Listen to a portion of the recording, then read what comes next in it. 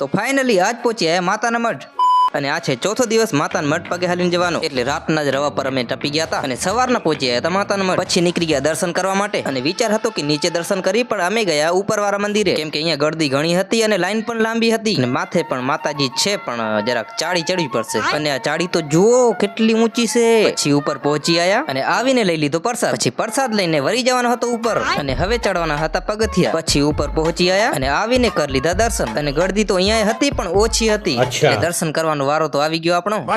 પછી દર્શન કરીને આવી ગયા ફોટા કઢાવવા માટે અને ફોટા કઢાવવાનો વિચાર તો હતો પણ રાજભાઈ તો નીચે પહોંચી ગયા યાર કે હું થાકી રહ્યો હું જાઉં નીચે એટલે ફોટા તો નીકળ્યા નહીં યાર हमारे यहाँ ऐसा ही होता है અને અહીંયા આવીને જોયો તો માણસો ઘણા બધા છીકા લગાવે છે એટલે મેં કીધું કે હું પણ ટ્રાય કરું અને આપણો છીકો એ પડી ગયો લે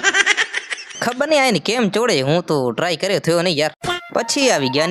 નીચે આપણને મળી ભવિષ્ય બતાવવા વાળી મશીન એટલે રાજભાઈને ચડાવી દીધો કે એનું ભવિષ્ય શું છે અને તમે પણ સાંભળો नमस्कार आप 50 किलो है 50 किलो है 50 किलो है आप गरीबों का साथ देते हैं और प्यार में झुक जाते हैं તો શું તમને લાગે છે કે એ સાચી બોલતી હશે મશીન મને તો નથી લાગતો યાર પછી આવી ગયા નીચે બજારમાં કેમ કે કાક વસ્તુ તો લઈ લઈ અને અંદર જગ્યા ફરવાની તો ઘણી હતી પણ થોડોક જ ફર્યા અમે કે પાછો ઘરે પણ પહોંચવાનો હતો એટલે પછી આવી ગયા બસ સ્ટેશને અને પછી બસમાં ચડી ગયા પછી નીકળી ગયા ઘરે અને હવે અમે ઘરે જઈશું તમે લાઈક ફોલો અને સબસ્ક્રાઇબ કરતા જાજો બાય।